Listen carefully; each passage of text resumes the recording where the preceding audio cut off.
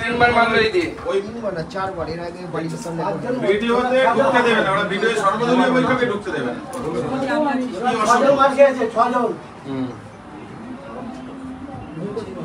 না। আমরা নির্বাচন কমিশনে চিঠি দিয়েছি, আমরা প্রয়োজনে যেখানে যেখানে বলা দরকার, যদি কেন্দ্রীয় নির্বাচন কমিশনে যাওয়া দরকার, আর আপনি একটু সুস্থ হয়ে নিন, এনাকে নিয়ে নির্বাচন কমিশনে এনাকে এবং এনার সাথে যারা ছিল তাদেরকে নিয়ে তোমরা একদিন আমার সাথে ডেট ঠিক করো। আমরা মুখ্য নির্বাচন আধিকারিক পশ্চিমবঙ্গের যিনি আছেন মনোজ আগরওয়াল, অনুপমের সাথে কথা বলে ডেটটা ফিক্স করো, একটু সুস্থ হয়ে নি, এই অবস্থায় নিয়ে যাওয়া ঠিক না। আমার দোষটা হচ্ছে 16 তারিখে যখন মিটিং ছিল তখন আমি বিডিও সাহেবকে বলেছিলাম, সাহেব এরকম আপনি যে বিন্যাস করতে চাইছেন কি কারণে, আমরা 2024-এ কত ভোটার ছিল আর 2025-এ কত ভোটার হয়েছে, আর 21 বছরের ভোটার কত বেড়েছে, 30 বছরের ভোটার কত বেড়েছে, 40 বছরের ভোটার কত বেড়েছে, 50 বছরের ভোটার কত বেড়েছে। তখন উনি বললেন এগুলো আমার কাছে জানার দরকার নেই, আমি ওয়েবসাইটে দেখে নিন। আমি ওয়েবসাইটে কেন দেখবো, আপনি তো এগুলো ক্লারিফিকেশন দেবেন। তখন বললো আপনি বিআই এর কাছে যান, বিআই এর কাছ থেকে নিয়ে নিন। তাই বিআই এর কাছে যখন গেছি তখন উনি বিআইকে ফোন করে দিয়েছেন, তখন দেখি ওখানে তৃণমূলের সমস্ত লোক ঢুকে পড়েছে, নিতে দেয়। এটাই হচ্ছে অপরাধ। তারপরে ওরা সেই জন্য উনি যদি এফআইআর করেন বা কিছু করেন তাহলে ওনার ছেলেকে তুলে নিয়ে যাওয়া হবে এবং বাইরে তুলে নিয়ে যাওয়া তাকে মেরে ফেলা। কি হলো? ইলেকশনের আগে যদি এই পরিস্থিতি হয়, এখন ইলেকশন 1 মাস 1 বছরের কাছাকাছি বাকি, অল পার্টি মিটিং সেখানে সর্বদল উপস্থিত থাকবে, এটা তো স্বাভাবিক ব্যাপার। তাহলে অল পার্টি মিটিং করার দরকার নেই না, আমি তো ওটাই বলছি। যদি আপনাদের অল পার্টি মিটিং করতে আমাদেরকে বিজেপিকে পার্টিসিপেট করতে না দেন তাহলে পরে তো দরকার নেই কোনো, আমাদের অল পার্টি মিটিং দেখার দরকার নেই। ডায়মন্ড হারবার মডেল এটা, ডায়মন্ড হারবারে অল পার্টি মিটিং হবে না। এখানে পুলিশ তো কোনো কাজ করে না, এখানে পুলিশের কোনো কাজ নেই।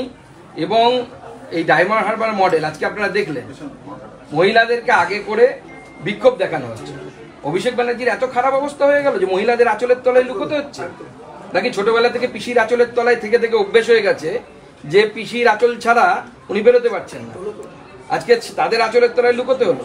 এখানে পুলিশ প্রশাসন চলছে 8 বছর ধরে। এখানে অজয় দাস মেজবাবু আছে, তাই তো নামটা ঠিক বলেছি? অজয় দাস, তিনি 8 বছর ধরে একই পুলিশ স্টেশনে বসে আছেন। আপনার রেকর্ড কোথাও দেখতে পাবেন না যে একজন পুলিশ অফিসার কোনো একটি থানায় 8 বছর ধরে আছে। আমার কাছে আরো ইনফরমেশন আছে, আর একজন অফিসার আছে, তিনি এখানকার আইসি শান্তনুবাবু। শান্তনুবাবু ঘুরে ফিরে এই জেলাতে 2টো থানাতে 6 বছর হয়ে গেল তার, 6 বছর ধরে সে 2টো থানাতে সে এখানে উপস্থিত আছে।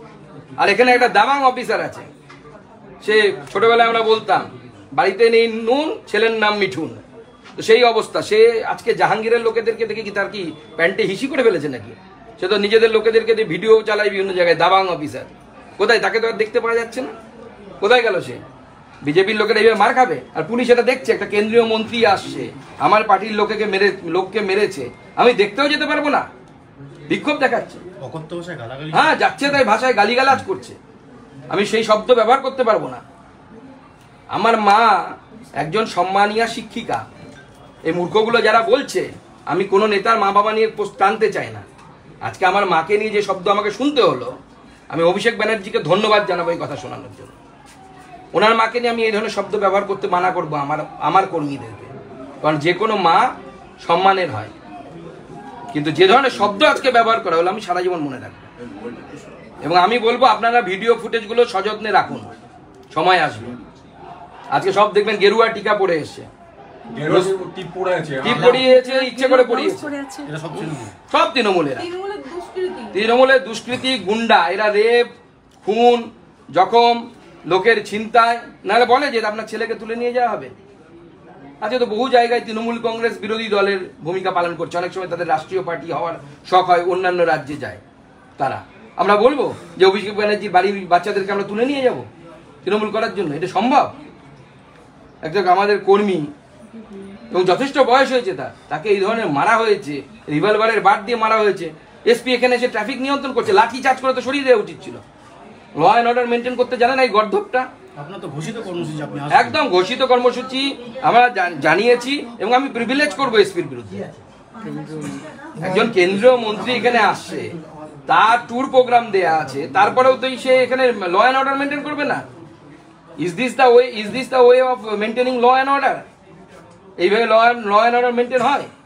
আর ল অ্যান্ড অর্ডার হবে কি করে? 8 বছর ধরে একজন মেজবাবু এই থানায় বসে আছে, 6 বছর ধরে একজন আইসি বিভিন্ন থানায় ঘুরছে, মিউজিক্যাল চেয়ার খেলছে, এখানে 3 বছর, ওখানে 3 বছর ঘুরে বেড়াচ্ছে। এটা চলতে পারে না, আইনকে সম্পূর্ণভাবে নষ্ট করছে।